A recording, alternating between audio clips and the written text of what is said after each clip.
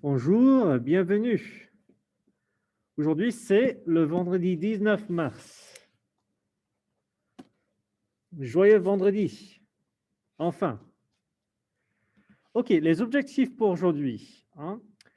We've got an ambitious day today. I want to see if I can leave as much as possible here on a Friday so that y'all can go into your vacation feeling good and kind of accomplished. So we're going to work on être et avoir, and I'll explain to you kind of why. I'll talk a little bit about En Vacances 4. So En Vacances 4 is what I asked y'all to do for today. Many thanks to the two of you who submitted that. Good job. The rest of y'all, come on, y'all. You can carry that, I guess, into spring break. If you could submit it today, that way you don't have to worry about it over spring break. But I would really love to see those responses. And that's just using an expression bank. You can use the passé composé. It's already all set up for you to describe what I saw, what I did, or where I went. And then we're going to start this work that's going to wrap up our unit, which is we're going to wrap that up week after spring break. We got 4 days after spring break.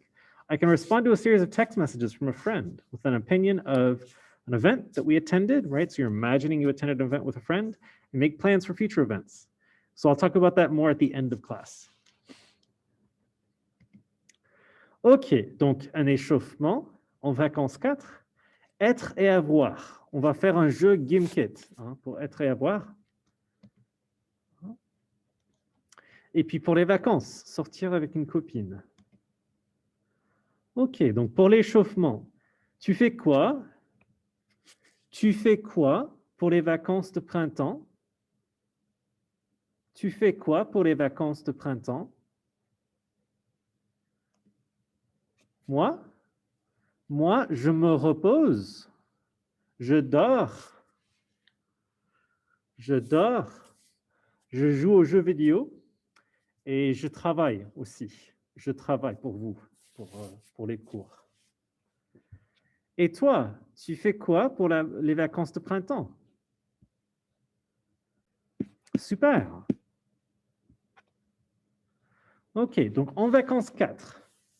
Donc pour cette activité, je vous ai demandé de faire des liens, de faire un lien entre A, B et C. Et j'ai vu 2 réponses excellentes déjà. Okay, so for En Vacances 4, I asked you to finish that for today. And I've already gotten 2 really excellent responses, 2 really excellent answers. So well done. For the rest of you, take a moment to start that. I don't want to take too much class time because we've already taken quite a bit of class time with it. But let's take 2 minutes for you to get started just working on it. And then maybe you could also ask some questions. Maybe you haven't started yet because it's unclear to you. Okay? Okay, très bien. I hope you've submitted that or started submitting it. You're close to submitting it. I really want to encourage you all to submit the work. Some of y'all have grades that are really suffering because you haven't turned in work. And I really want to help you. I want to help support you. So please do turn that stuff in. Right? OK. Passons maintenant à être et avoir. OK, être et avoir. So right now what I'm going to do is I'm going to walk you through the passé composé. And this is something I focus on a lot in French 3 because that's when it's like, okay, this is when you're supposed to properly master this. But I want to give you this information now so that you can kind of let it sit. I like to use the term marinate. You can let it marinate a little bit. And then by the time we come to French 3 next year, you'll be, okay, this is familiar. It's not new and scary. The expression I used yesterday was planting the seed. I like that too. Donc, être et avoir. So in French, we use the passé composé to describe an action that had a clear start and end in the past. So something that started and ended in the past, and it's super clear, super straightforward. So for example, last night, I did not watch the Zack Snyder Justice League film. I'd like to. 2 years ago, Miss Punzlo and I got married. So we got married. That's something that started and ended pretty clearly in the past. It's not something that we did regularly. It's not something that happened over the course of an unclear amount of time. No, it's pretty clear. There's a date. We had a party, right? Last week, I fell and chipped a tooth. It's not true, thank goodness, okay? But an example of, okay, you know? So these are examples of verbs in English that do what the passé composé does. It's called the preiterite in English. Okay, it's like a specific, okay, I did not watch it. That's a specific thing that did not happen last night for a specific amount of time, right? 4 hours, it's a long film. I fell, right? It doesn't get any clearer than that, right? I fell, boom. That's a quick thing that happens, and it's very clear when you start falling and when you stop falling. Gravity, okay? So the passé composé is for those kind of things in the past.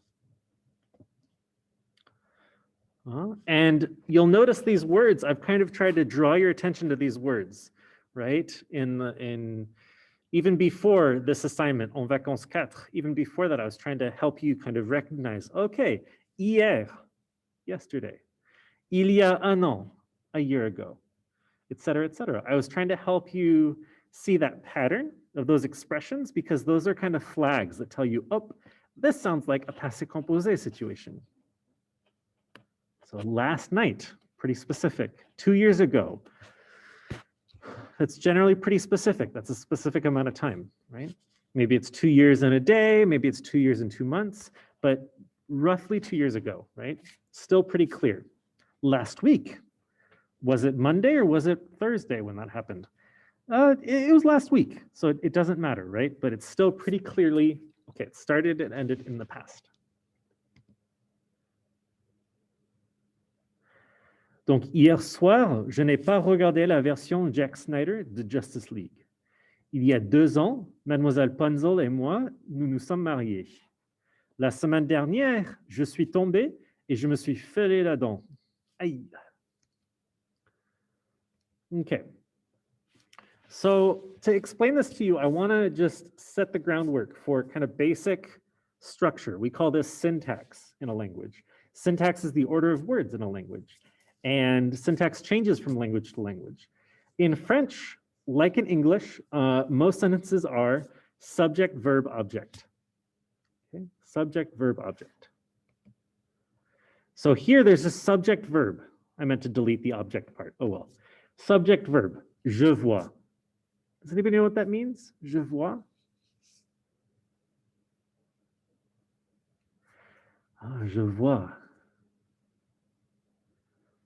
Je vois un élève dans la classe.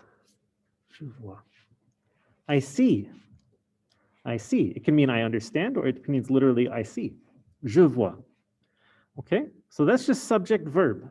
That's technically a sentence. Subject, verb. Je vois. There can also be an object at the end. Je vois le chat. So what am I seeing here? Je vois le chat. The cat, you got it. Which cat? Who knows? Okay, just an example. So we've got the subject, je, the verb, vois, and the object, if there's an object. Sometimes it can be simple, right? Je vois le chat, subject, verb, object. So taking that same sentence, what if we saw the cat? Subject, verb, object. Does anybody know how you'd say that in French? How do you say I saw the cat? Oui, j'ai vu le chat. Donc, je vois le chat, present tense, I see the cat. J'ai vu le chat. Maybe yesterday I saw the cat, but today I don't see him. I wonder what happened. J'ai vu le chat. All right. So nothing's changed. We've still got subject, verb, object. It's just a different tense. All right.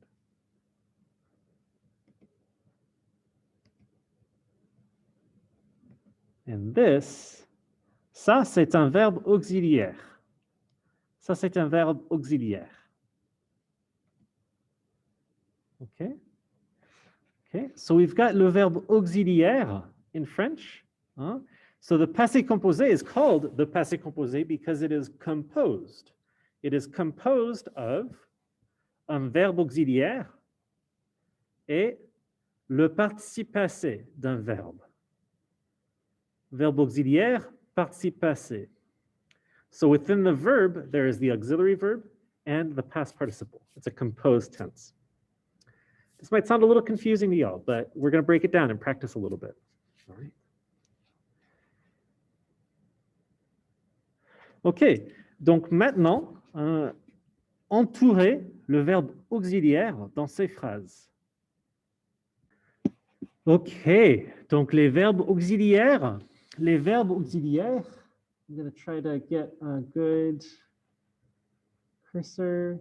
I guess I can't. Oh well, too bad. The verbe auxiliaire, I didn't circle them in the slideshow. Le verbe auxiliaire, so again, if we look at the previous slide, we've got j'ai vu le chat. So we've got the subject, the verbe auxiliaire, le participe passé, objet. Sujet, verbe, objet. Sujet, je, verbe auxiliaire est, participe passé, vu, objet, le chat.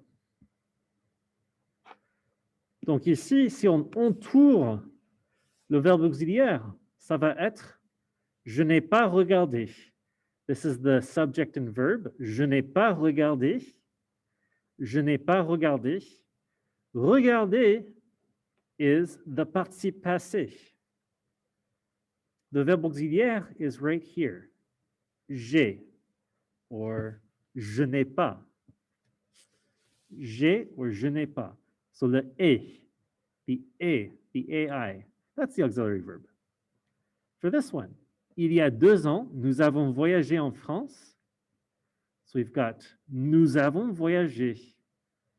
Nous avons voyagé, subject, verb. Nous is the subject. Nous avons voyagé. Voyager is the participe passé.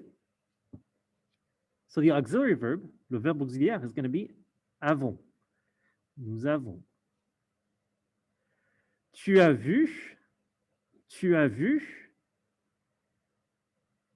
Tu is the subject. A vu is the verb. Tu as vu. Vu is going to be the participe passé. A is going to be the auxiliary verb. A. AS. A. Tu as vu beaucoup de neige. Here we have elles ont fait. Elles ont fait. Elles ont fait. Fait is the participe passé. Elle is the subject. Ont, O-N-T. O-N-T is going to be the verbe auxiliaire. So this might be a little overwhelming for you, okay? That's okay. Again, we're just planting the seed. We're not looking to master this or memorize all this. I'm just exposing it to you, okay? So there are 2 auxiliaires, verbe auxiliaire in French. Avoir is 90% of the time you're going to be using avoir, all right? We've already seen a little bit of that. We've already seen a little bit of that in these past examples. Être is a verb that you'll use sometimes as a verbe auxiliaire. And what I'd like to do is I'd like you to practice conjugating these, okay? Not to memorize them, but to just get exposed to them and start practicing this, because this will be the single biggest asset you can have to then start using the passé composé. If you can get être and avoir down, you've got most of the work done for the passé composé. So before I send you off to do this Gimkit practice, let's see how much you know already of these verbs. So I'm trying to think of a great way to do this. You could annotate with text, but I know that's kind of tricky. I know that doesn't work as well as I'd like. You could perhaps send in the chat things that you notice. So, so in the chat, perhaps you could put in the answers, or you could even speak it out loud. So for avoir, go ahead and put in whatever you think you can fill in about those blanks. So we're looking at our activity worksheet, okay? and we're trying to fill in as many blanks as we can, and then we'll take the Gimkit and we'll fill in the rest. All right? Yeah, so we've got one good answer. Yeah. J'ai. Uh-huh. Uh-oh. One student's blowing everybody else out of the water. Somebody else got some? Some ideas for avoir. And I'll share the ideas in a moment.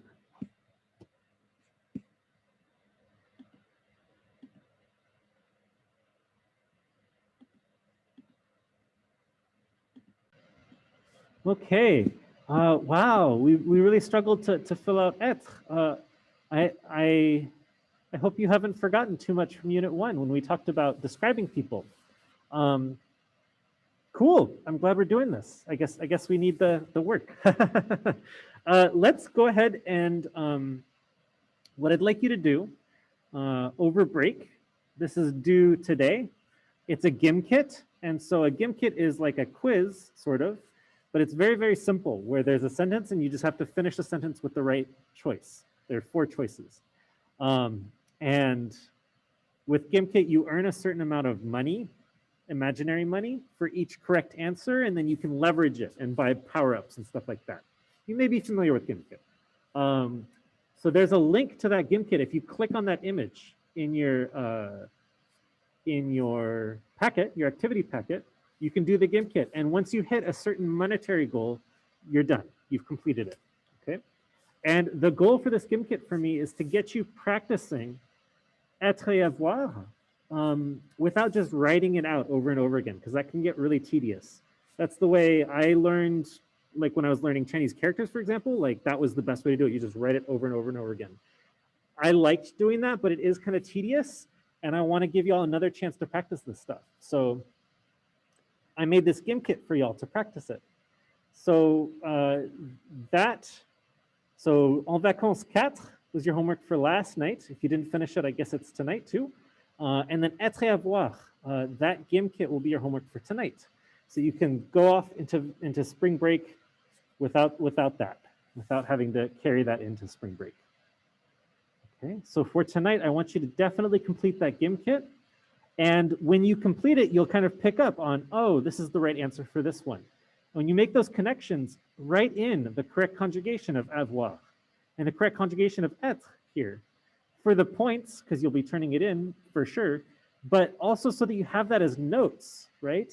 The reason I'm giving you these packets is so that you can use them as a reference for French 3 when you continue, okay?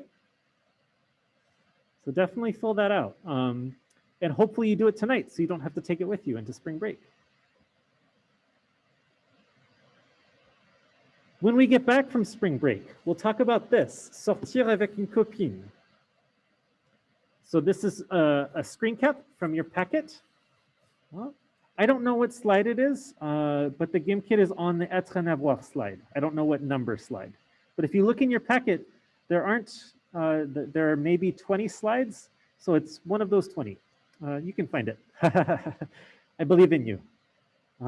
So one of the slides has the être et avoir, and it'll have that image, and you can click on it. It's a link to a Gimkit.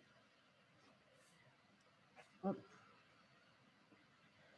For some reason, it's not sharing the screen. There we go. Okay, so when we get back from spring break, we'll start this activity, which is an activity that's all in your packet. And so if you finish the Gimkit and you finish En Vacances 4 and you've made up other work for the class and you want to start getting ahead, I would definitely encourage you to go ahead and dive into this a little bit.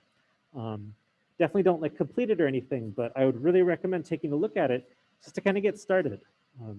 I want you to rest on your spring break, and I want you to recover and just breathe a little bit. I know that this has been a stressful year, but this quarter I know has been really rough with AP classes and such. For those of you who are taking AP classes, but because a lot of you are missing work in this class, I unfortunately have to ask you to definitely try to make that stuff up over spring break. So if you've got all your work turned in, you're golden, great. If you haven't, I really want to encourage you to take the time over spring break to complete it. And hopefully it's something that you can do quickly. Most of the work we do is in class so that you don't have to spend a lot of time at home, because I want you to have that time. So yeah. All right. So again, we will start that once we are back from break. I will stick around. I know that one person is going to do the warm-up with me so that they can practice their pronunciation. But for the rest of you, I am happy to answer questions. And if you decide to leave, I will say au revoir et bonnes vacances. Have an awesome vacation, awesome break. Thank you. Have a nice break. Au revoir. Oh, interesting. I guess the person decided not to stick around. Cool, cool, cool. It is. Let me just stop recording real quick.